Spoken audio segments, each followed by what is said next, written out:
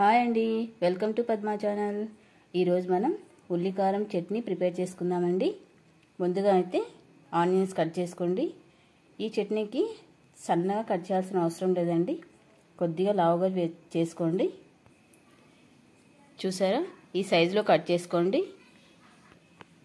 ఇప్పుడు వీటిని మిక్సీ చేసుకుందామండి. మిక్సీ జార్లో ఆనియన్స్ వేసుకోండి. ఇందులోకి 4 ఎండుమిర్చి వేసుకోండి. ఇందులోకి 1 స్పూన్ ఉప్పు వేసుకోండి. నేను ఎండుమిర్చి తక్కువ వేసుకున్నానండి. ఆల్రెడీ ఉల్లిగడ్డలు కారం ఉంటాయి కదండి మనకి, అందుకని మీరు కావాలంటే ఎక్కువ వేసుకోండి. మేమైతే ఇలాగే మిక్సీ చేసుకుంటామండి. మీకు తమిళనాడు స్టైల్ కావాలంటే ఇందులోనే చింతపండు కొద్దిగా, బెల్లం కొద్దిగా వేసుకొని మిక్సీ చేసుకోండి. అలా మా వారికి బెల్లం వేస్తే నచ్చదండి, అందుకని నేను ఇలా చేసుకుంటున్నాను. జస్ట్ దీనిలో ఒక స్మాల్ గ్లాస్, మన టీ గ్లాస్ ఉంటుంది కదండి, అందులో సగం వాటర్ వేసి మిక్సీ చేసుకోండి.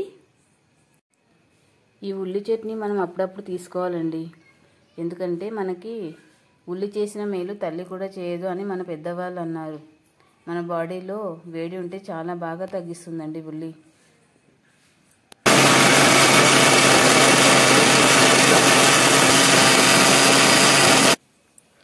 ఇలా మిక్సీ చేసుకున్నాక ఇందులోనే మనం తిరువాత పెట్టుకుందామండి. గ్యాస్ ఆన్ చేసి 2 స్పూన్స్ ఆయిల్ వేసుకోండి. ప్యాన్ పెట్టుకొని ఆయిల్ వేడయ్యాక ఆవాలు, జీలకర్ర, కొద్దిగా మెంతులు వేసుకోండి. 2 ఎండుమిర్చి వేసుకోండి. కొద్దిగా కరివేపాకు వేసుకోండి. మనం మిక్సీ చేసుకున్న ఆనియన్ చట్నీని ఒక బౌల్లోకి తీసుకుందామండి. ఇలాగా ఇప్పుడు మనం పెట్టుకున్న తర్వాత ఇందులో వేసుకోండి.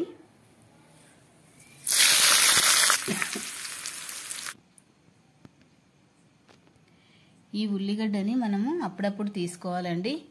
ఇలా తీసుకోవడం వల్ల మనకి గ్యాస్ ప్రాబ్లమ్స్ తగ్గుతాయండి. ఈ ఉల్లిగడ్డ మనకి 50 గ్రాముల ఉల్లిపాయ తీసుకుంటే 20 యూనిట్ల ఇన్సులిన్స్తో సమానమని డాక్టర్ గారు చెప్పారండి. ఇది మాకు ఎలా తెలుసు అంటే, మా మామయ్య గారికి షుగర్ ఉందండి, ఆయన డాక్టర్ దగ్గరికి తీసుకెళ్ళినప్పుడు చెప్పారు. చూసారు, మనము అప్పుడప్పుడు ఉల్లిగడ్డ తీసుకోవడం చాలా మంచిదండి. చూసారా, మనకు కావాల్సిన ఉల్లికారం రెడీ అయిపోయిందండి. ఇక్కడ మీరు చూస్తున్న దోసపిండి మా నాన్నమ్మ చివరిసారిగా చెప్పారండి. ట్రై చేశాను, చాలా బాగా వచ్చిందండి. మీరు కూడా ఒకసారి ట్రై చేయండి. మన ఛానల్లో అప్లోడ్ చేశాను, కింద డిస్క్రిప్షన్లో కూడా ఉంది, ఒకసారి చెక్ చేయండి. ఇలా మనం తయారు చేసుకున్న ఉల్లికారంని దోశ పైన వేసుకుంటే ఇంకా వేరే చట్నీ అవసరం లేదండి మనకి. ఇలా ఆయిల్ వేసుకొని పైన చట్నీ వేసుకుంటే సూపర్ టేస్ట్ ఉంటుందండి దోశ. మీరు ట్రై చేయండి.